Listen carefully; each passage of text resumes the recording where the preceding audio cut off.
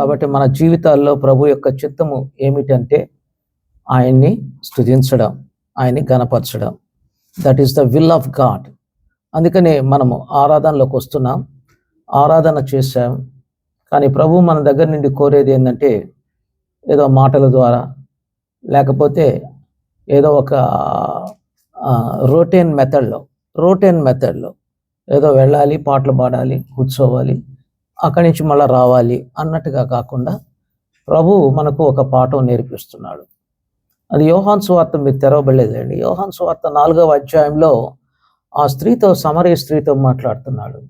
ఏమని మాట్లాడుతున్నారంటే అక్కడ మేము ఆరాధించే స్థలం ఆ కొండ మీద ఉంది అన్నాడు.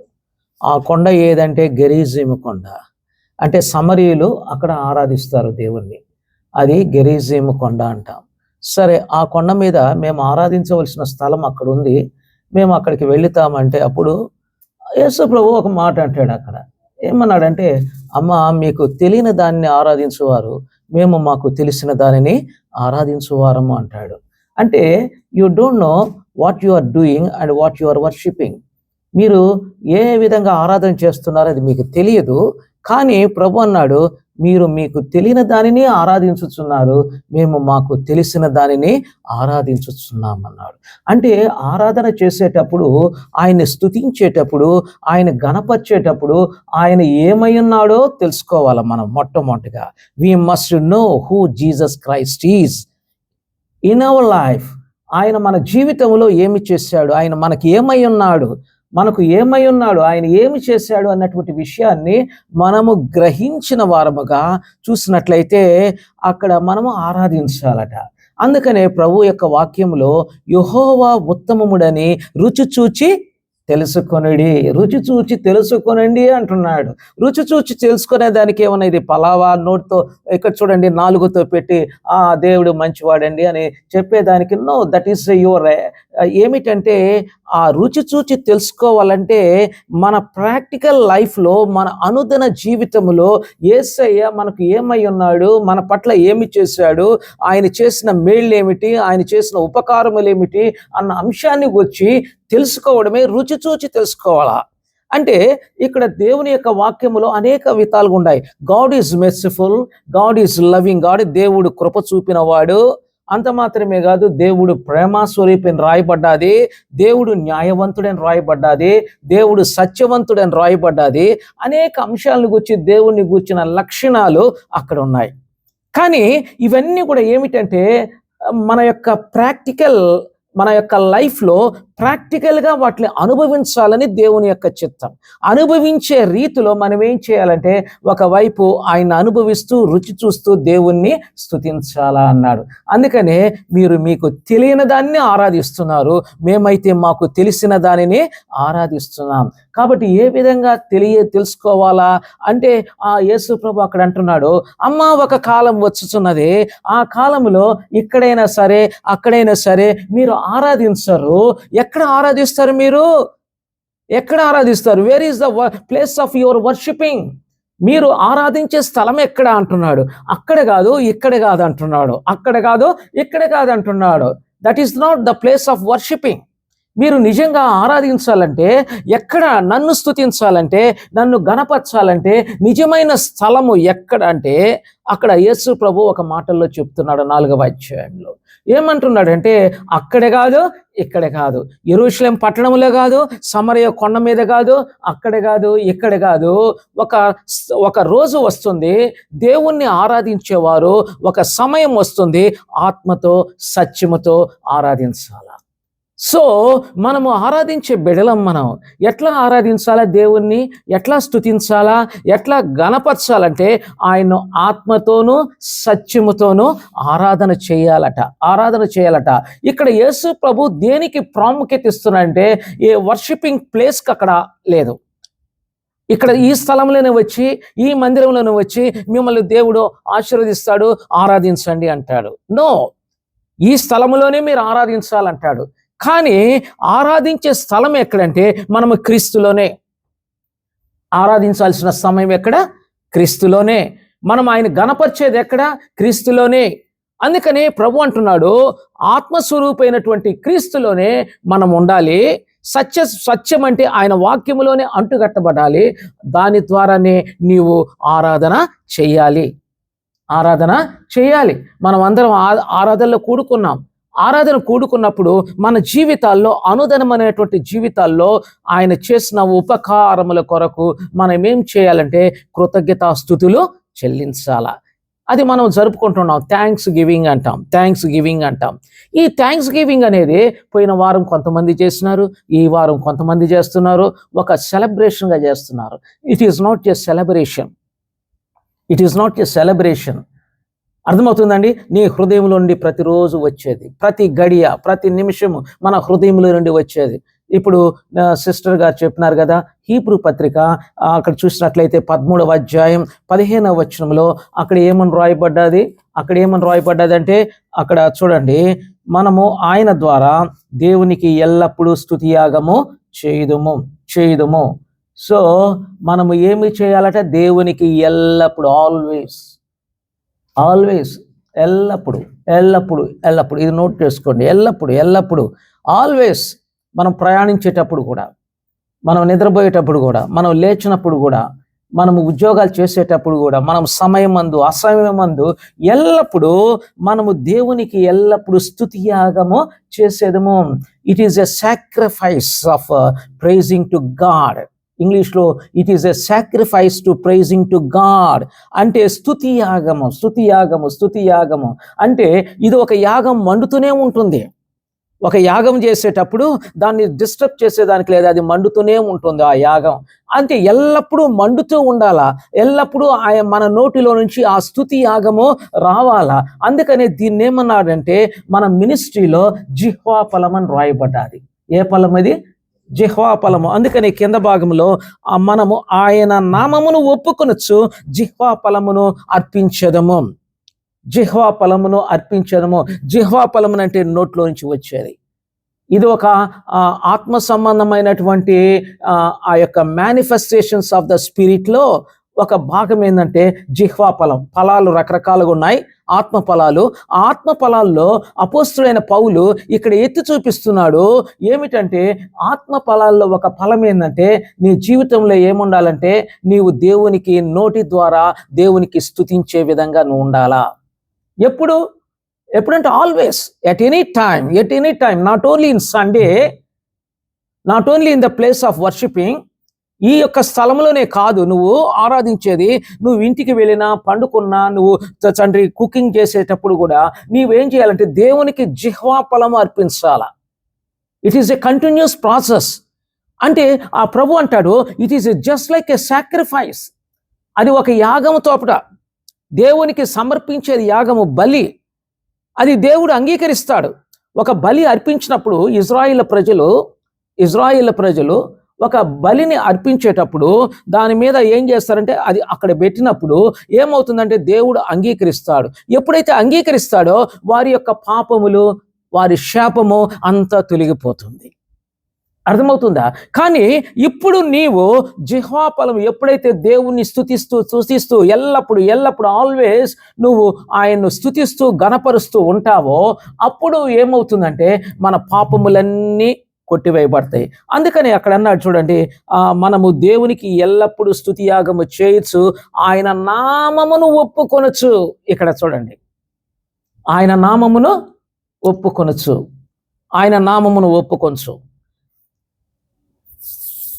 ఏ నామము అది? ఏ నామము? ఆయన నామమును ఒప్పుకొనొచ్చు. You confess the name of Jesus Christ in your mouth.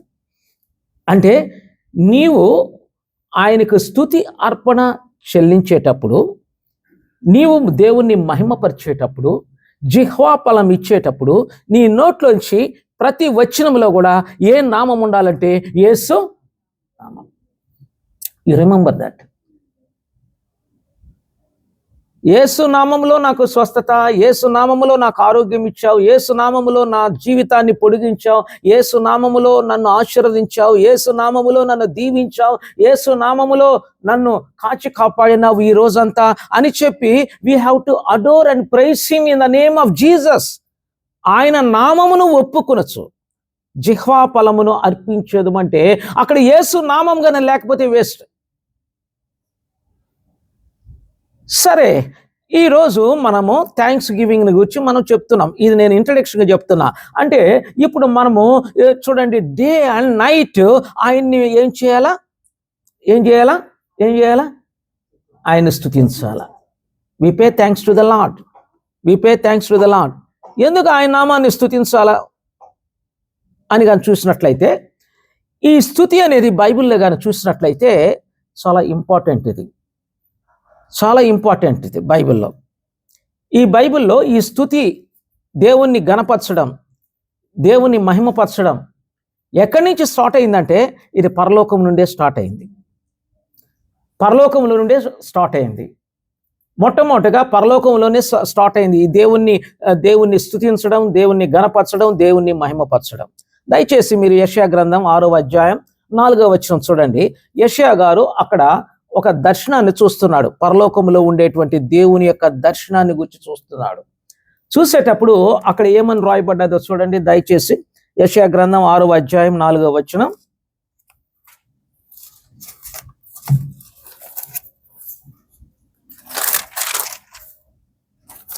అక్కడ ఆ యొక్క దూతలంతా కూడా ఆయన చూచి ఏమంటున్నాడంటే, అక్కడ చూడండి,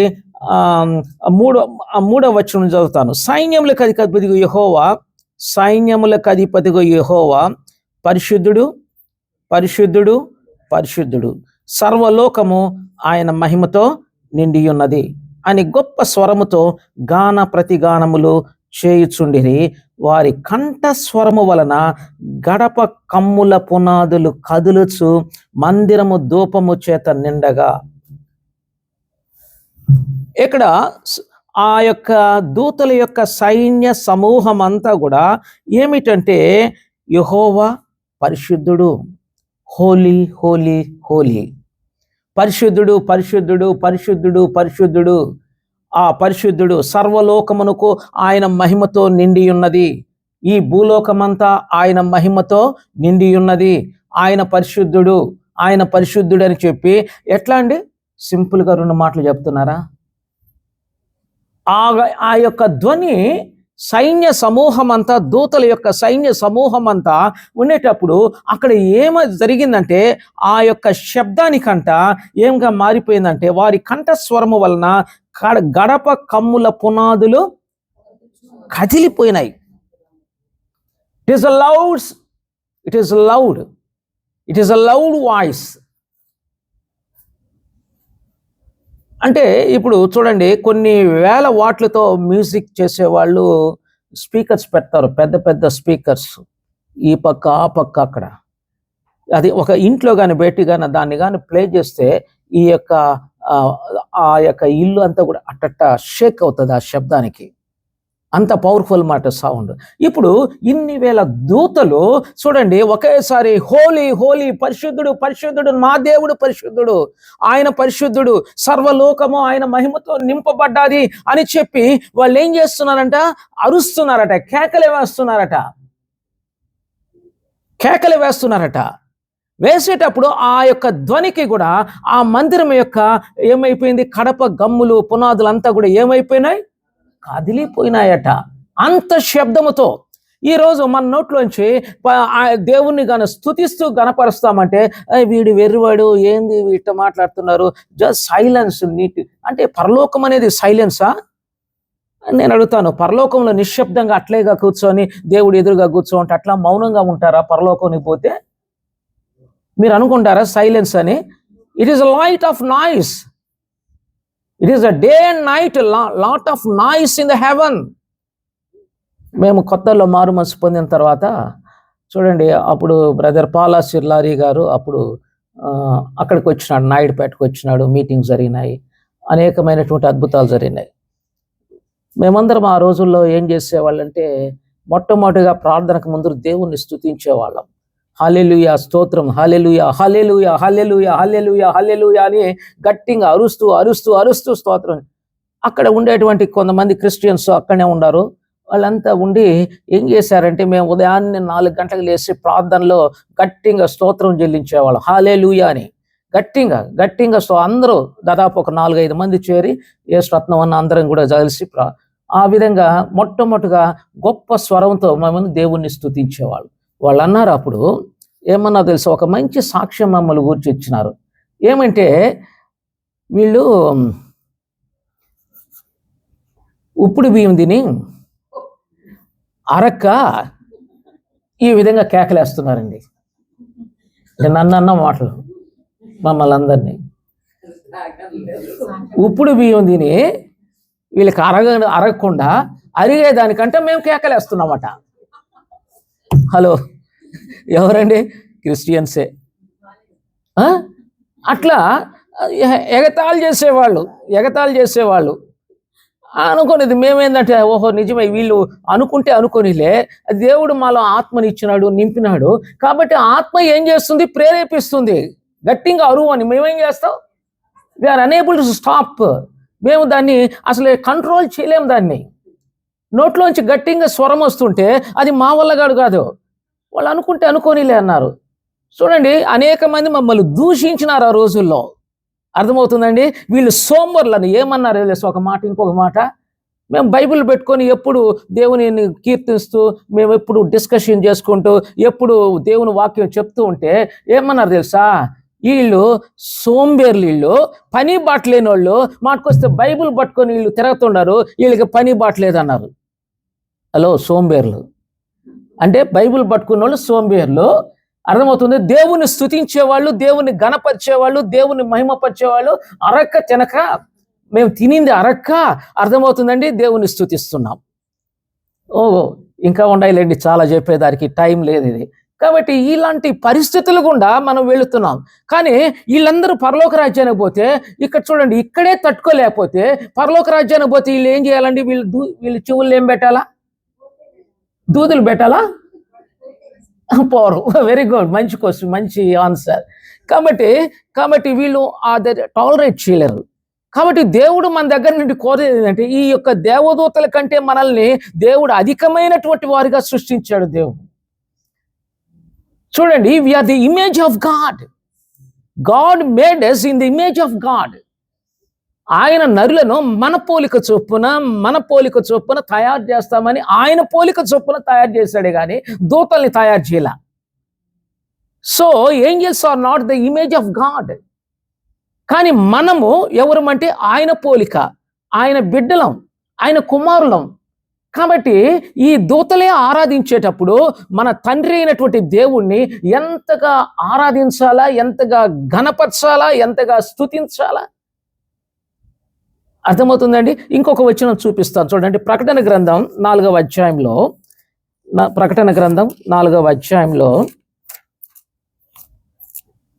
దయచేసి అక్కడ కూడా ఉంది, దయచేసి చదువు 8వ వచనం. ఈ 4 జీవుల్లో ప్రతి జీవికి 6 రెక్కలుండెను, అవి చుట్టూను రెక్కల లోపటను కన్నులతో నిండి ఉన్నది. అవంటే ఏం మాట్లాడుతున్నాయి చూడండి. భూత వర్తమాన భవిష్యత్ కాలములో ఉండు సర్వాధికారియు దేవుడు నగు ప్రభువు పరిశుద్ధుడు పరిశుద్ధుడు పరిశుద్ధుడని మానక రాత్రింబగళ్ళు ఇక్కడ ఏమి అసలే పడకలు లేవు. పరలోక రాజ్యానికి పోతాని నిన్ను పడకలేసి పండబెడతారని అనుకోవాకండి. నీ డ్యూటీ ఏంది? పరలోక రాజ్యానికి పోతే పడకలు ఉండవు, అక్కడ రాత్రి ఉండదు, పగల ఉండదు. అర్థమవుతుందా? ఇక్కడ రాత్రింబగళ్ళు ఏం చేస్తున్నాయి? ఈ దూతలంతా వీళ్ళంతా కూడా ఏం చేస్తున్నారంటే పరిశుద్ధుడు పరిశుద్ధుడు పరిశుద్ధుడు అని.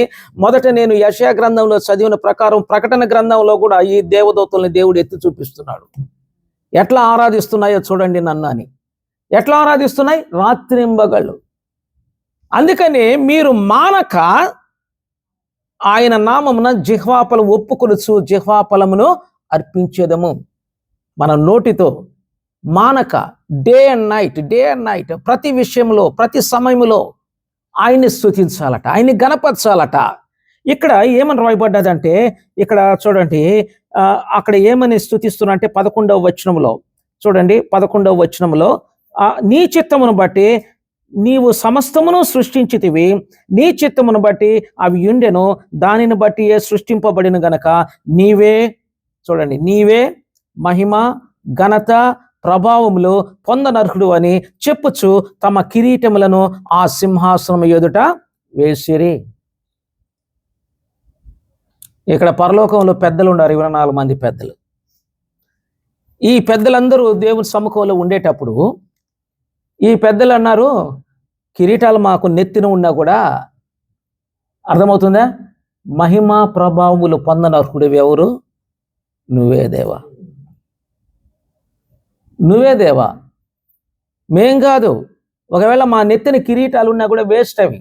అందుకని ఆయన సన్నిధిలోకి వచ్చినప్పుడు ఆ కిరీటాలన్నీ కూడా తీసి ఈ కింద పడేసినారు. We are unworthy people, we are not deserved people, but by your grace, నీ కృప చేత మమ్మల్ని రక్షించి, నీ కృప చేత నీ రక్తం ఇచ్చి, నీ కృప చేత మమ్మల్ని కొని, నీ బిడ్డలుగా, నీ సొత్తుగా మమ్మల్ని చేర్చి ఇక్కడ నీ నిత్యరాజ్య వారసులుగా చేశావు. ఈ జీవ కిరీటాన్ని మాకు ఇచ్చావు. కాబట్టి నీ సన్నిధిలో మేము ప్రవేశించినప్పుడు చూడండి, మాకంటే నువ్వు శ్రేష్టమైన వాడివి, నీవే ఘనత, మహిమ, ప్రభావములు పొంద అర్హుడవు నీవే. ఏ మహిమ ఉన్నా, ఏ ఘనత ఉన్నా ఎవరికండి? ప్రభువుకే. అందుకని 115వ కీర్తనకారుడు రాస్తాడు. 115వ కీర్తనకారుడు ఆ మొదటి వచనంలో ఏమని రాస్తాడంటే, అక్కడ చాలా వండర్ఫుల్, మాకు కాదు యెహోవా నీ కృపా సత్యమును బట్టే నీ నామమునకు మహిమ కలుగునుగాక. యేసు నామమునికే మహిమ కలుగునుగాక. ఇది మనం చెప్పాలా. నీవు మహిమ పొందనర్హుడవు నీవే, నీ నామమునికే మహిమ కలుగునుగాక అని మనం మాట్లాడాలా, ఆయన ఘనపరచాలా. ఎందుకో తెలుసా? ప్రకటన గ్రంథం 5వ అధ్యాయంలో ఇక్కడ ఏమని రాయబడ్డాదో చూడండి, ఏమని రాయబడ్డాదో చూడండి. 5వ అధ్యాయం, ప్రకటన గ్రంథం 5వ అధ్యాయంలో ఇక్కడ కానీ చూసినట్లయితే 12వ వచనం, వారు వధింపబడిన గొర్రెపిల్ల ఎదునరా శక్తియు, ఐశ్వర్యమును, జ్ఞానమును, బలమును, ఘనతయు, మహిమయు, స్తోత్రమును పొందనర్హుడవు అని చెప్పి గొప్ప స్వరముతో, అర్థమైందా నువ్వు ఏ విధంగా ఘనపరచాలో? ఏమన్నాడు యేసు ప్రభువును గూర్చి? ఎప్పుడన్నా నువ్వు ఈ విధంగా స్తుతించావా? ప్రభువును గణపరిచావా? ఇక్కడ చూడండి, అక్కడేమన్నాడు, నువ్వు వధింపబడిన గొర్రెపిల్లవు నీవే, నీ రక్తమిచ్చి మమ్మల్ని కొన్నావు, కాబట్టి నీవే బలవంతుడివి, నీ శక్తియు, ఐశ్వర్యమును, జ్ఞానమును, బలమును, ఘనతను, మహిమయు, స్తోత్రమును పొందనర్హుడవు నీవే అని చెప్పి గొప్ప స్వరముతో చెప్పుచుండట వింటిని. They are praising. అందుకనే ఈ వాక్యంలో అపోస్తుడైన పౌలు కూడా దేవుడు బయలుపరిచినాడు ఇదే అంశాన్ని గురించి. ఏమని బయలుపరిచినాడు, ఏమని స్తుతించాడు అపోస్తుడైన పౌలు అంటే, 1 కొరింథీ పత్రిక 1వ అధ్యాయం చివరి వచనంలో అక్కడ అపోస్తుడైన పౌలు ఇక్కడ ఇదే మాటలు రాస్తున్నాడు. ఏమని రాస్తున్నాడు తెలుసా? Christ is my wisdom, our wisdom, Christ is our righteousness, Christ is our holiness and Christ is our redemption. తెలుగులో ఏమున్నది? క్రీస్తు జ్ఞానమై ఉన్నాడు. ఆయన మన జ్ఞానం, ఆయన మన నీతి, ఆయన మన పరిశుద్ధత, ఆయన మన విమోచన. Is my redemption, Christ is my redemption. క్రీస్తు యేసు నా విమోచకుడు, అందును బట్టి నీకు స్తోత్రాలు. క్రైస్ట్ ఈజ్ మై రైచియస్నెస్, ఆయనే నా నీతి. Because by his precious blood he బ్లాటెడ్ out all my since. నా యొక్క పాపముల నుండి పరిహరించి నన్ను నీతిమంతుడిగా చేశాడు. Christ is my righteousness, Christ is my Holi. ఆయనే పరిశుద్ధత, నా పరిశుద్ధత ఆయనే. ఎందుకంటే ఆయన తన ఆత్మచేత నన్ను నింపి పరిశుద్ధపరుస్తున్నాడు. Christ is my wisdom, is revealing his word. ఆయన తన జ్ఞానము చేత నన్ను నింపుతున్నాడు. So every glory goes to God. దేవునికి మహిమ కలుగునుగాక. యేసయ్య నామము హెచ్చింపబడునుగాక అని ఇక్కడ అపోస్తలుడైన పౌలు దేవుణ్ణి స్తుతిస్తున్నాడు. కాబట్టి ఈ ఘనతను గురించి మనము ఆరాధించాలా. క్రైస్ట్ ఈజ్ మై విజ్డమ్, యేసయ్యే నా యొక్క జ్ఞానము, యేసయ్యే నా నీతి, యేసయ్యే నా రక్షకుడు, యేసయ్యే నా విమోచకుడు, యేసయ్యే నా పరిశుద్ధత. ఆయన కృపను బట్టి వేలాది వేల స్తోత్రాలని చెప్పి యేసు నామమును బట్టి నువ్వు దేవుణ్ణి స్తుతించాలా. ఇది ఆరాధన. అంతేగాని నేను పందిని పాపిని పొర్లుతున్నాను అది కాదు. నువ్వు పందివైతే ఏమి, ఏమైతే ఏమి. పందివైన నిన్ను మార్చినాడు దేవుడు, విమోచించాడు. కాబట్టి నువ్వు నా విమోచకుడు అని నువ్వు ఆరాధించాలి దేవుడు. అంతేగాని ఎప్పుడో జరిగినటువంటి నేను తాగుబోతోని, తిండిపోతోని, ప్రతి వారం ఇదే తంతు, నథింగ్. ఇవన్నీ మీరు మర్చిపోండి. ఎందుకంటే ఇవన్నీ కూడా నథింగ్. ఆయన మహిమను ఎగ్జాల్ట్ చేయాలా, ఆయన ఘనతకు ఆయన తెచ్చే విధంగా మనం ఉండాలా. సో ఈరోజు నేను కొన్ని క్లుప్తంగా నేను చెప్తాను చూడండి. ఇంకా ఈ ఆరాధన అనేది పరలోకంలో స్టార్ట్ అయింది. అసలు ఆరాధనలో కానీ మీరు కానీ ఏ విధంగా ఆరాధన చేస్తారు పాత నిబంధనలు అంటే, మనకు David is a best example. దావీదు బెస్ట్ ఎగ్జాంపుల్. దావీదు ఆరాధన సంబంధమైన కీర్తనలు ఎన్ని రాసినాడంటే అన్ని రాసినాడు. ఇవన్నీ ఆరాధన సంబంధమైన కీర్తనలే, దేవుని స్తుతిస్తూ గణపరుస్తూ రాసినాడు. ఎవరండి? దావీదు మహారాజు. ఆయన గొర్రెల కాపురిగా ఉన్నాడు. దేవుడు ఆయన హెచ్చించాడు, లాక్కున్నాడు బయటికి, గొర్రెల దొడ్డిలో నుండి తీసుకున్నాడు. నువ్వు గొర్రెల దొడ్డిలో కాదు ఉండేది, సింహాసనం మీద ఉండాలా అన్నాడు. సింహాసనం మీద కూర్చొని పెట్టిన తర్వాత ఇక్కడ ఏం జరిగిందంటే, ఈయన అనేకమైనటువంటి దేవుని గూర్చినటువంటి మహిమను గూర్చినటువంటి కీర్తనలు రాసేదానికి దేవుడు ఈయన అధికంగా హెచ్చించేదాన్ని బట్టే ఈయన ఏం చేశాడంటే, దయచేసి 15వ అధ్యాయం యాక్ట్స్ 15వ వచనం నుండి చదువుదాం. This is I want to tell about David. దావీదుని గురించి కొంచెం మాట్లాడదాం. 15వ అధ్యాయం అపోస్తల కార్యాలు 15వ వచనం దయచేసి చదువుదారమ్మా. ఇందు ప్రవక్తల వాక్యమును సరిపడి ఉన్నవి ఎట్లనగా, తర్వాత నేను తిరిగి వచ్చేదను,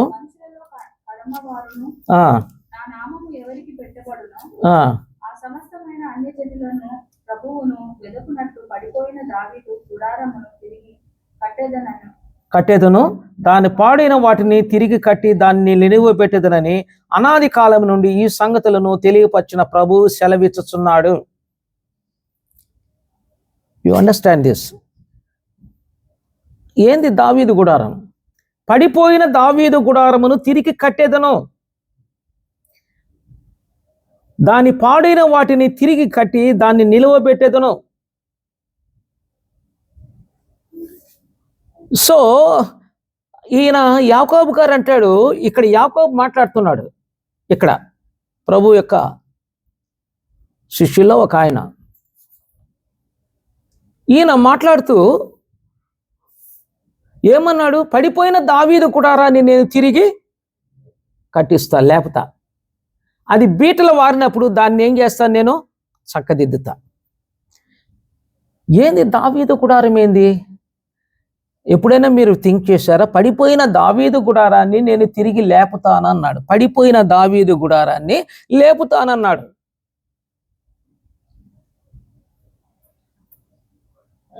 సో దీన్ని ఇంగ్లీష్లో ఏమంటామంటే the tabernacle of David. The tabernacle of David. మనకు పాత నిబంధనలో మనకు కనబడేది ఏంటంటే ఒక మోషే టాబర్నకల్ ఒకటే, ప్రత్యక్షపు గుడారం. మోషే ఏం చేశాడు? ఆ నిర్గమకాండం చివరి అధ్యాయంలో కానీ చూస్తే ఆయన ఆ రోజు మొదటి నెల మొదటి రోజున తేదీన ఏం చేశాడు? దాన్ని ప్రతిష్ఠించాడు, ఆ మందిరాన్ని. దేవుని యొక్క స్వరూపం అంతా, దేవుని యొక్క మహిమ ఆ మందిరంలో నింపబడ్డాడు. అక్కడ యాజకులు పనిచేయలేక బయట వచ్చేస్తారు.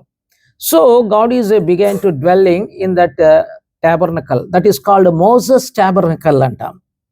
ఈ మోసెస్ టాబర్నకల్లో ఏముండదంటే ఇక్కడ అందరూ బయట ఉండాలా. నేను చెప్పేది వినండి, అందరూ బయట ఉండాలా.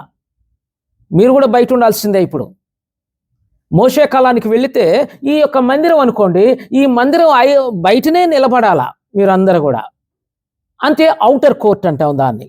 ఔటర్ కోర్టు తర్వాత ఇన్నర్ కోర్ట్ ఉంటుంది, లోపల ప్రవేశం ఉంటుంది. లోపల ప్రవేశం అయిన తర్వాత అక్కడ హోలీ ప్లేస్ ఉంటుంది, పరిశుద్ధ స్థలం ఉంటుంది. తర్వాత దాని తర్వాత అతి పరిశుద్ధ స్థలము ఉంటుంది. అతి పరిశుద్ధ స్థలములో ఏముంటుందంటే అక్కడ ఒక మందస్సం ఉంటుంది. ఆ మందస్సం మీద కరుణాపీఠం ఉంటుంది. దీని గురించి ఇప్పుడు నేను చెప్పలేడు ఇవన్నీ. ఈ అతి పరిశుద్ధ స్థలములోకి దేవుడు అక్కడ దిగబడి అక్కడ నిలిచి మాట్లాడేటువంటి స్థలం అది అతి పరిశుద్ధ స్థలం. మీ అందరికి ఛాన్స్ లేదు అక్కడ, మనం వెళ్ళేదానికి ఛాన్స్ లేదు అక్కడ. సంవత్సరానికి ఒక్కసారి ఈ మోషే గుడారానికి ఎవరు వెళ్ళాలా? ప్రధాన యాజకుడు తన రక్తమును, చూడండి, కోడిల యొక్క రక్తమును చిందించి తన కొరకు, తర్వాత ఇతరుల కొరకు చిందించిన తర్వాత ఆ రక్తము తీసుకొని ఏం చేస్తాడంటే అతి పరిశుద్ధ స్థలంలోకి వెళ్ళి ఆ కరుణాపీఠం మీద కుమ్మరిస్తాడు. అప్పుడు ఇజ్రాయేల్ పాపములన్నీ క్షమించబడతాయి. There is no singing, there is no worshipping at all, outside people వీళ్ళంతా. అంటే మనము పరిశుద్ధ స్థలములోకి వెళ్ళేదానికి మనకు ఆధిక్యత లేదు. ఇది మోషే గుడారం. కానీ దావీదు వచ్చిన తర్వాత, అర్థమవుతుందండి, దావీదు వచ్చిన తర్వాత ఇక్కడ ఏం జరిగిందంటే ఈ మోషే గుడారము గిబియోన్లో ఉంది. మోషే గుడారము గిబియోన్లో ఉంది. ఈ గిబియోన్లో ఉన్నటువంటి గుడారాన్ని, అర్థమవుతుందండి, దానిలో మందస్సం ఉంది. ఈ మందసాన్ని దావీదు రాజు తీసుకుని వచ్చి ఏం చేస్తాడంటే యెరూషలేము నగర్లో ఒక డేరా వేసి ఏం చేస్తాడు, అక్కడ పెడతాడు. ఏమేస్తాడట? డేరా వేస్తాడట. అది మీకు 2 సమూయేలు గ్రంథం 6వ అధ్యాయం, ఒక బండి మీద తీసుకొని రావడం, అదంతా జారడం, అక్కడ ఆడు ఉజ్జియా చేయబడితే చచ్చిపోవడం అంతా మీకు తెలుసు, నేను చెప్పలేదు, అదంతా ఇప్పుడు వద్దులేండి. అక్కడ ఏం చేస్తాడంటే 2 సమూయేలు గ్రంథం 7వ అధ్యాయంలో ఆడ మొదటి వచనంలో అక్కడ రాస్తాడు. అక్కడ దావీదు అంటాడు, దయచేసి చదువుదాం, బ్యూటిఫుల్ వర్డ్స్. ఎక్కడ ఉన్నాడో చూడండి. ఆయన ఒక దేవాలయం కట్టించాలనుకుంటాడు, దేవాలయాన్ని కట్టించాలనుకుంటాడు 2 సమూయేలు గ్రంథం 7వ అధ్యాయంలో. ఇప్పుడు నా దేవుడు ఎక్కడున్నాడట? నేను రాజనగర్లో నివసిస్తున్నాను. నా దేవుడు ఎక్కడున్నాడు? డేరాల్లో ఉన్నాడట. ఎక్కడున్నాడు? డేరాల్లో ఉన్నాడు. డేరాల్లో ఉన్నాడట. ఇక్కడ దావీదు ఏం చేస్తాడంటే గిబియోన్లో ఉండేటువంటి మందసాన్ని తీసుకొని ఏం చేశాడంటే యెరూషలేం నగర్లోకి తీసుకొని వచ్చినాడు. తీసుకొని వచ్చి ఏం చేశాడంటే ఒక పాకతోట డేరాలు వేసి టెంట్ అన్నమాట. దాని లోపల ఏం చేసాడు? అక్కడ మందసాన్ని పెట్టాడు. ఇక్కడ పరిశుద్ధ స్థలము, అతి పరిశుద్ధ స్థలం అని లేదు. ఏమున్నది? డైరెక్ట్ మందసమే. ఇప్పుడు దావీదు గారు ఏం చేశారంటే ఆ ప్రజలు, లేవీయులు, ఇజ్రాయిల్ అందరూ కూడా డైరెక్ట్గా మందసం దగ్గరికి వెళ్ళి ఏం చేసేవాళ్ళంటే దేవుణ్ణి స్తుతించేవాళ్ళు. డైరెక్ట్ యాక్సెస్, దేవుణ్ణి స్తుతించేవాళ్ళు. మీకు అర్థమైంది అనుకుంటాను. మోషే గుడారంలోకి ఎవరికి వీలు లేదు వెళ్ళేదానికి, మోషే స్థాపించిన గుడారానికి. కానీ అక్కడ నుండి తీసుకుని వచ్చి, గిబియోన్ నుండి తీసుకుని వచ్చి యెరూషలేములో స్థాపించిన ఒక డేరా గుడారం, ఒక టెంట్ అన్నమాట. ఆ టెంట్లో మందసాన్ని పెట్టాడు. మందసాన్ని పెట్టినప్పుడు అక్కడ అతి పరిశుద్ధ స్థలము, పరిశుద్ధ స్థలము అంటూ లేదు అక్కడ. ఇక్కడ వచ్చినటువంటి వర్షిపర్స్ అంతా కూడా దావీదు, వాయిద్యగాళ్ళు, లేవీయులు, అందరూ, ప్రజలందరూ కూడా ఆ మందసము సముఖములో మందస పెట్టి యొక్క దగ్గరకు వచ్చి అక్కడ ఏం చేసేవాళ్ళంటే అక్కడికక్కడికే పాటలు పాడి, అక్కడికక్కడికే రచించి, అక్కడికక్కడికే గీతాలు పాడుతూ సంగీత వాద్యాలతో దేవుణ్ణి స్తుతించేవాళ్ళు. Direct they went into the presence of God. అర్థం చేసుకోండి, మోషే గుడారానికి దావీదు గుడారానికి. మోషే గుడారానికి డైరెక్ట్గా ఎవరు వెళ్ళలేరు, కానీ దావీదు గుడారంలో ప్రతి ఒక్కరూ వెళ్ళి ఆ మందసపు దగ్గర వెళ్ళి, మందసపు పెట్టి దగ్గరికి వెళ్ళి వాళ్ళు ఏం చేసేవారు? పాటలు పాడేవారు, సంగీత వాద్యములతో దేవుణ్ణి స్తుతించేవాళ్ళు. 151 కీర్తనలో ఎన్ని వాయిద్యాలు ఉన్నాయంటే అన్ని వాయిద్యాల లిస్టు దావీదు ఇచ్చేశాడు. వండర్ఫుల్. 10 తంతుల సితారనుడు, తంబుదతోనూ తాళాలతోనూ మేళాలతోనూ అన్ని 150వ కీర్తనలో. అవన్నీ కూడా ఇక్కడ మందస్వంగానుంటే ఇక్కడ పెట్టుకున్న చుట్టూరు వాయిద్యగాళ్ళందరూ చేరి దేవుణ్ణి ఏం చేసేవాళ్ళట? ఆరాధించేవాళ్ళు. That is the place of David tabernacle, ఆరాధన స్థలం డైరెక్ట్గా. ఇప్పుడు దావీదు తర్వాత ఏమైపోయిందంటే అది కొలాప్స్ అయిపోయింది, సొలొమోను మందిరం కట్టాడు, అంత అయిపోయింది. కానీ ఇప్పుడు ఇక్కడన్నాడు పడిపోయిన దావీదు గుడారాన్ని మరలా నేను తిరిగి కట్టిస్తానంటే త్రూ లార్డ్ జీసస్ క్రైస్ట్. అర్థం చేసుకోండి, ప్రభువైన యేసుక్రీస్తు ద్వారా మనము, అర్థమవుతుందండి, ప్రభువైన యేసుక్రీస్తు ద్వారా డైరెక్ట్గా మనము దేవుని యొక్క సముఖములోకి వెళ్ళి ఆయనను ఆత్మ ద్వారా, ఆయన్ను సత్యము ద్వారా మనము ఆరాధించుటకు యాక్సెస్ ఇచ్చాడు ప్రభు. ఆయనకి మనకు మధ్య బ్యారియర్స్ ఏం లేవు.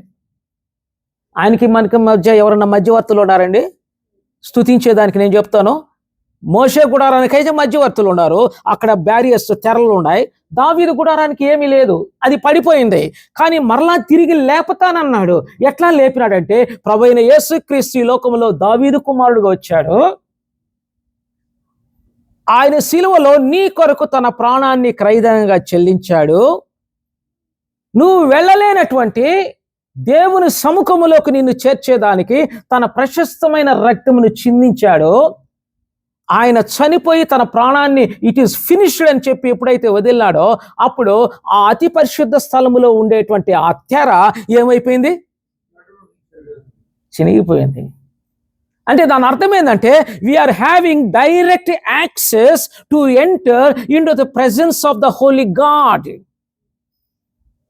నువ్వు డైరెక్ట్గా దేవుని యొక్క అతి పరిశుద్ధ స్థలములోకి వెళ్ళుటకు యేసు రక్తము చేత నిన్ను కడిగి డైరెక్ట్ యాక్సెస్ వెళ్ళేదానికి అనుమతి ఇచ్చాడు. నువ్వు అక్కడ వెళ్ళి ఆరాధన చేయొచ్చు. అది దీని అర్థం. పడిపోయిన దావీదు గుడారాన్ని నేను లేపుతానన్నప్పుడు ఆయన 2000 సంవత్సరాల క్రితం ప్రభువైన యేసుక్రీస్తు ఈ లోకానికి వచ్చాడు. అతి పరిశుద్ధ అడ్డంగా ఉన్నటువంటి ఆ తెరను ఏం చేశాడంటే తన శిలువ రక్తము చేత ఆయన ఏం చేశాడు? ఆ తెరను అలాగున తీసివేశాడు. ఇప్పుడు నిన్ను మరుగుపరిచేది ఏమీ లేదు. నువ్వు ఆయన యొక్క చిత్తం ఏంటంటే దావీదు ఏ విధంగా డే అండ్ నైట్ దేవుణ్ణి స్తుతిస్తూ గణపరుస్తున్నాడో అదే విధంగా దేవుడు ఏం చేశాడంటే ఆ తెరను తించేసి నువ్వు నువ్వు దేవుణ్ణి ఆరాధించు, స్తుతించు ఎల్లప్పుడు. ఆల్వేస్ ఎల్లప్పుడు. నువ్వు ఎప్పుడైతే స్తుతిస్తావో, ఎప్పుడైతే దేవుని గణపరుస్తావో యూ కెన్ సీ వండర్స్ నీ జీవితంలో. సాతాన్ని జయించగలుగుతావు. Only weapon is only praising and adore him. Paying praise and praise. ఏ విధంగా ఈ దేవదూతలు దేవుణ్ణి స్తుతిస్తూ గణపరుస్తున్నారో అదే విధంగా. చూడండి 100 సామ్ చూద్దాం, దయచేసి చూద్దాం. ఇది దావీదు గుడారంలో ఆయన పాడినటువంటి ఒక పాట. It is a paying thanks. It is a psalm of thanksgiving. ఇది కృతజ్ఞత పూర్వకమైనటువంటి కీర్తన. 100 మీరు ఎప్పుడైనా చదివినారు? అది it is a wonderful psalm. చూడండి, సమస్త దేశములారా యెహోవాకు ఉత్సాహధ్వని చేయుడి. Not only Christians, God is appealing. దేవుడు అన్నాడు సమస్త జనులారా, ఈ లోకములో ఉండే సమస్త జనులారా ఏం చేయడు? యెహోవాకు ఏందమ్మా?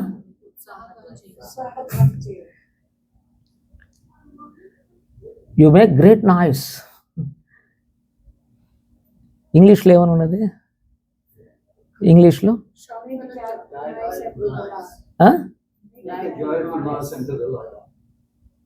Joyful noise. It is a noise. మేము హల్లెలూయా స్తోత్రం అంటే ఇట్ ఈస్ నాయిస్.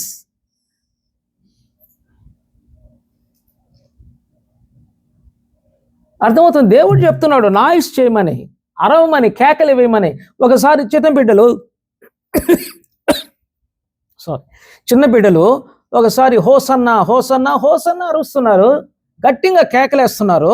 అప్పుడు ఏమన్నారంటే పక్కనున్న వాళ్ళే నోరు మూసుకోండి, ఎందుకు అరుస్తారు మీరు, ఏంది ఇదంతా, డోంట్ డిస్టర్బ్ అని చెప్పేసి వాళ్ళని గదాయిస్తుంటే అర్థమవుతుందా. అప్పుడు అన్నాడు వీళ్ళు కానీ గమ్మనుంటే ఈ రాళ్ళు కేకలేస్తాయి అన్నాడు.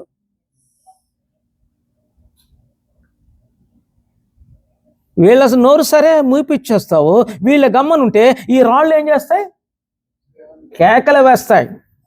జాగ్రత్త, దేవుడు అంత చేయగలుగుతాడు. కాబట్టి దేవుడు నోరు మనకి ఎందుకు ఇచ్చాడంటే చుట్టలు తాగేదానికి కాదు, సారాయి తాగేదానికి కాదు నోరు ఇచ్చింది, దేవుణ్ణి స్తుతించేదానికి. తిను అది కాదు, తినేదానికి కాదు క్రైటీరియా, అది వేరే. అర్థమవుతుందా. నాలుక దేనికి ఇచ్చాడంటే దేవుణ్ణి స్తుతించేదానికి, మాట్లాడి దేవుణ్ణి స్తుతించేదానికి, దేవుణ్ణి గణపరిచేదానికి ఇచ్చాడు. అందుకని ఇక్కడ అన్నాడు సమస్త దేశములారా యెహోవాకు ఉత్సాహధ్వని చేయుడి. You make a noise, great noise. అర్థమవుతుందా. అక్కడ ఇంకా అన్నాడు సంతోషంతో యెహోవాను స్తుతించుడి, జాయ్ఫుల్లీ యు ప్రైజ్ హిమ్ అన్నాడు, అడోర్ హిమ్. మనం దేవుని యొక్క ఆరాధనలోకి వచ్చినప్పుడు నేను చాలా బాధపడుతుంటా ఒక్కొక్కసారి. ఏమిటంటే ఇక్కడ మ్యూజిక్ టీం అంతా వస్తారు, పాడుతూ ఉంటారు. పాడుతూ ఉండేటప్పుడు మీరేమనుకోబాకండి, పాడేటప్పుడు ఎట్లా అంటే జాయ్ఫుల్గా మనం దేవుణ్ణి ఆరాధించాలా. అంటే ఇక్కడ ఆ పాటను మనం ఆస్వాదిస్తూ పాడాలా, సంతోషముతో పాడాలా, సంతోషముతో గానము చేసి స్తుతించాలి దేవుణ్ణి. ఏందో పాడుతూ ఉంటే ముఖం ఇటు పెట్టుకొని ఏదో 10 ఓడలు మునిగిపోయినట్టుగా, హలో ఓడలు మునిగిపోయినట్టుగా, ఏమో అంతా పోయినట్టుగా, అథవా మనం దీన స్థితిలో తగ్గించుకొని ఏంటో దీన స్థితిగా నో. ఇక్కడ ఏమన్నాడు, సంతోషంతో యెహోవాను స్తుతించండి అంటున్నాడు, ఆయన్ని సేవించండి అంటాడు. Where is your Joy? నువ్వు పాటలు పాడేటప్పుడు వేర్ ఈజ్ జాయ్? నేను అన్య జనులను చూసేటప్పుడు చూడండి, సినిమా సింగర్స్ వీళ్ళంతా పాటలు పాడేటప్పుడు ఎట్లా పాడతారండి, వాళ్ళే ఎంత హ్యాపీగా పాడుతున్నారంటే అంత సంతోషంగా చీర్ఫుల్గా పాడతారు. అదే విశ్వాసుల్లో కనబడడం లే. వేర్ ఈజ్ ద జాయ్ అంటే దాని అర్థమైందంటే నువ్వు ఆరాధనకు వచ్చేటప్పుడు, దేవునికి కీర్తనలు పాడేటప్పుడు, దేవుని స్తుతించేటప్పుడు it indicates your face, joyful face. ఒకవేళ జాయ్ఫుల్ ఫేస్ నీలో లేదనుకోండి, నీ హృదయంలోంచి సక్రంగా రావడం వల్ల ఆరాధన. ఏదో అంతా పోంగొట్టుకుని మీరు అనుకోవచ్చు, కాంగ్రిగేషన్ అని చూసి అబ్బా చాలా దీనవస్తుడు, దీనమైన మనసు గలవాడు, తగ్గింపు ఉండాలి, ఏదంటే ఇట్ట కూర్చొని ఇట్ట దట్ ఈస్ సో మనం యాక్షన్స్ ఎన్నైనా చేయొచ్చులేండి, అది కాదు. తెలియనట్లే నీలో జాయ్ గాని ఉంటే చూడ, unspeakable Joy that will come out from your heart. ఆరాధన. కాబట్టి ఆరాధన చేసేటప్పుడు, కీర్తనలు పాడేటప్పుడు మన హృదయంలో ఉండి పొర్లి పొంగి అది వచ్చేటప్పుడు ఎట్లా ఉంటుందంటే చీర్ఫుల్ ముఖం నీకు కనిపిస్తుంటుంది. అది లేనప్పుడు ఏందండి ఆరాధన? నువ్వు తోగుతా పాడుతూ ఉంటే వాళ్ళు తోగుతూ ఉంటారు అంతే. నేను అదే మా మందిరాల్లో చెప్తా ఉంటా, నువ్వు తోగుతా పాడుతుంటే వాళ్ళు తోగుతూ ఉంటారు. చప్పట్లు కొట్టి పాడండి అంటే చప్పట్లు కొట్టరు. చప్పట్లు కొడితే ఏంటంటే నీకు హార్ట్ అటాక్ కూడా రాదు. చప్పట్లు కొడితే హార్ట్ ఫంక్షనింగ్ బాగుంటుంది. అర్థమవుతుందా? This is one kind of exercise God has given us. చప్పట్లు కొట్టి ధ్వని చేసి ఆయన్ని స్తుతించండి అంటాడు. అర్థమవుతుంది? హెల్త్ అండ్ హెల్త్కి, మనకు ఆరోగ్యానికి మంచిది అది. అది చేయం మనం, ఏందో అంతా బొంగొట్టుకున్నట్టుగా ఇట్లా ఉంటాం. చూడండి, ఇక్కడ చూడండి, తర్వాత ఉత్సాహ గానము చేయొచ్చు, ఆయన సన్నిధికి రండి, యెహోవాయే దేవుడని తెలుసుకో. వండర్ఫుల్. యెహోవాయే దేవుడు. Only Jehovah is my God. You have to say, Jesus is my God. Jesus is my Savior. Jesus is my Redeemer. Jesus is my righteousness. Jesus is my holiness. ఆయనే నా పరిశుద్ధత, ఆయనే నా రక్షకుడు, నా దేవుడు, నా బలమైన దుర్గము, నా ఆశ్చర్యపురం ఆయనే అని చెప్పాలను. ఎన్ని మేళ్ల చేత తృప్తిపరిచాడు.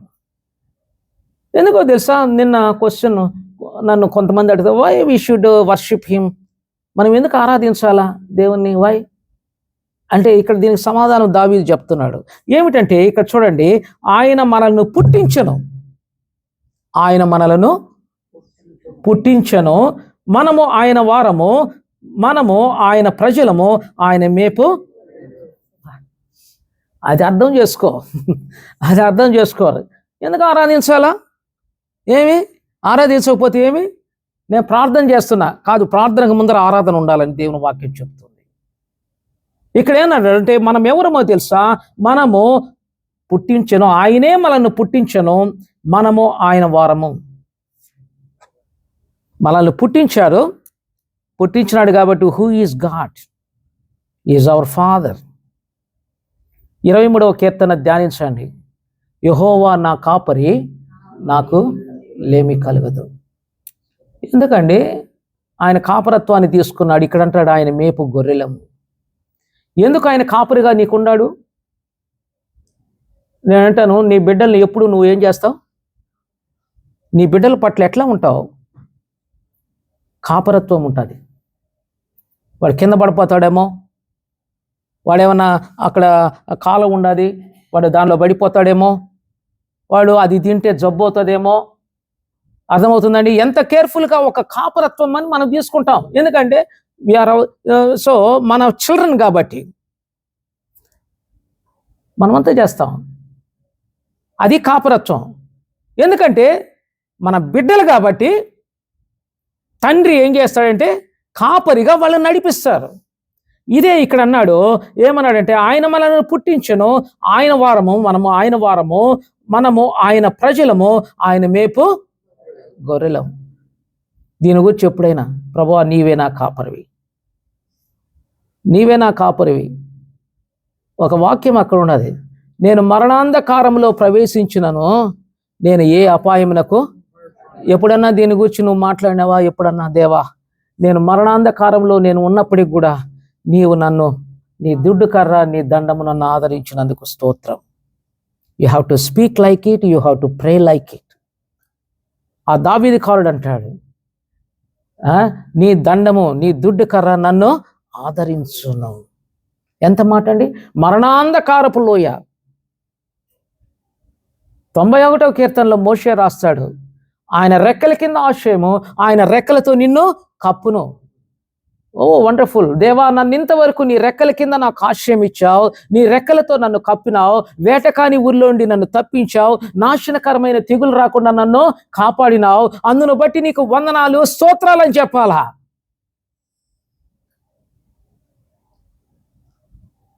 నీకు ఏ అపాయము రాదు, ఏ కీడును నీ గుడారమును సమీపించదు అని వాగ్దానం చేసినట్లుగా నన్ను అపాయం రాకుండా కాపాడినందుకు నీకు వందనాలు, స్తోత్రాలు.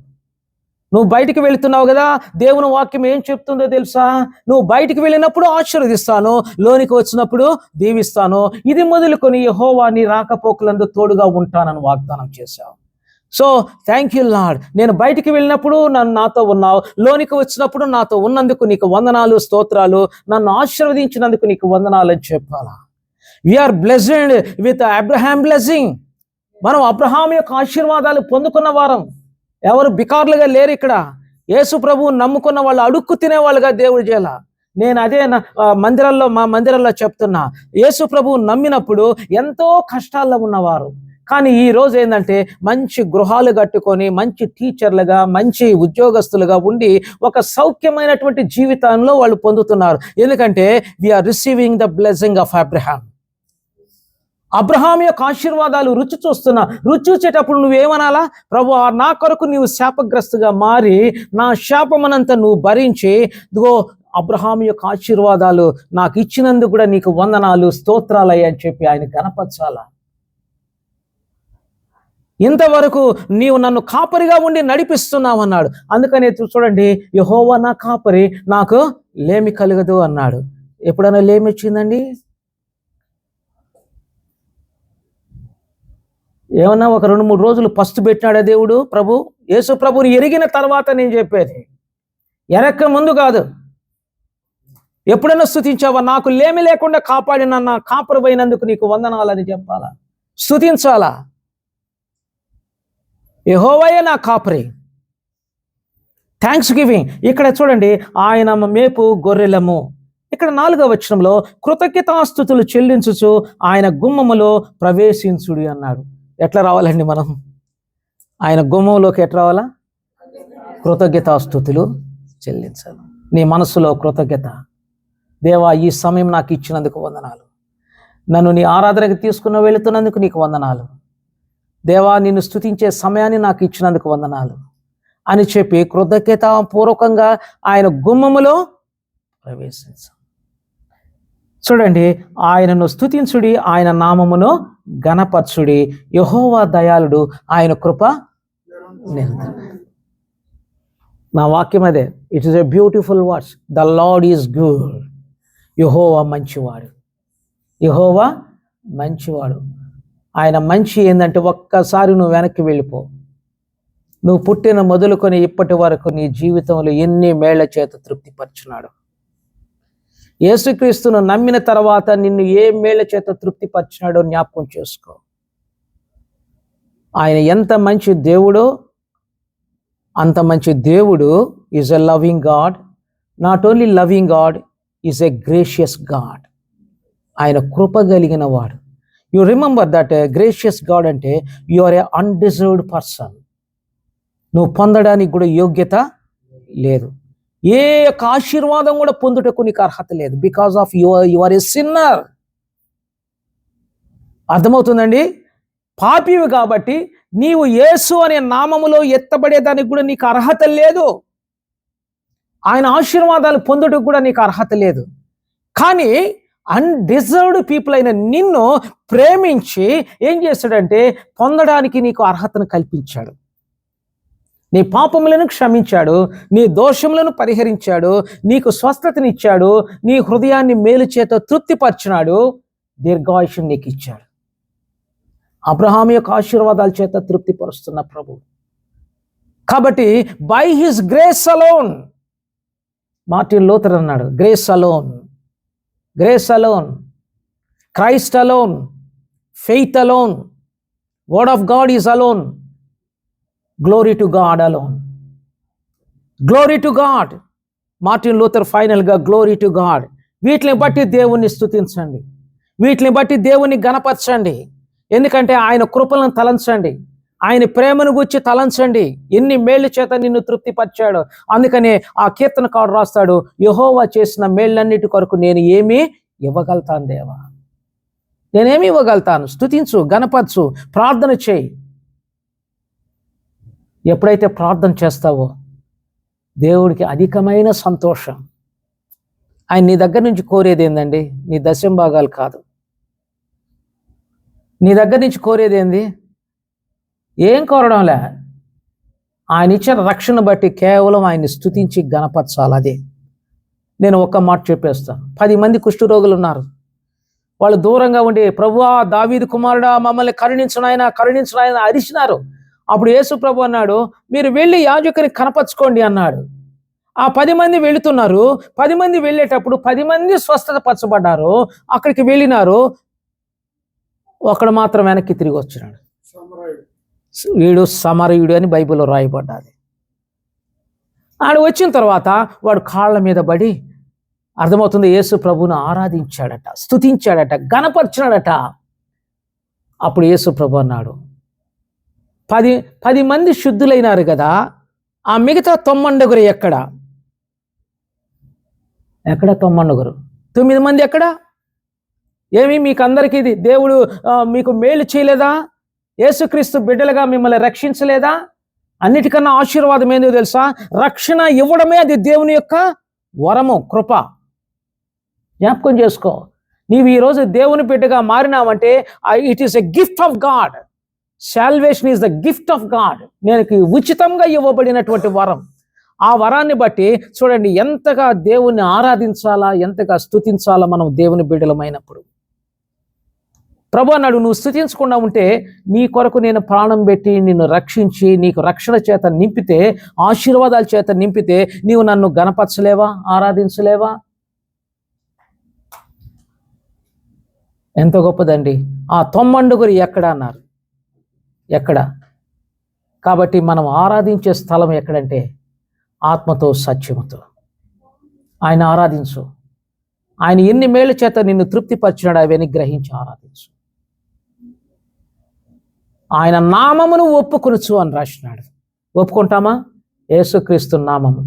ఆ నామం ద్వారా నాకు రక్షణ, ఆ నామం ద్వారా నాకు ఆశీర్వాదం, యేసు నామం ద్వారా నాకు కాపుదల, యేసు నామం ద్వారా నాకు భద్రతనిచ్చాడు, యేసు నామము ద్వారా నా యొక్క అనారోగ్యాన్ని స్వస్థత ఇచ్చాడు, యేసు నామము ద్వారా నాకు సౌఖ్యాన్ని ఇచ్చాడు, యేసు నామము ద్వారా ప్రతి విషయంలో విజయాన్ని దయచేశాడు. అందును బట్టి ఆయనకు వందనాలు, స్తోత్రాలు అని చెప్పి యేసుక్రీస్తు నామము హెచ్చింపబడును గాక, యేసుక్రీస్తు నామము మహిమపరచబడును గాక, యేసు నామము ఘనమైనదిగా మహిమపరచబడును గాక అని నీవు ఆరాధించి స్తుతించి ఘనపరచాల. ప్రభు ఇచ్చిన వాక్యం దీవించును గాక. ఆమేన్.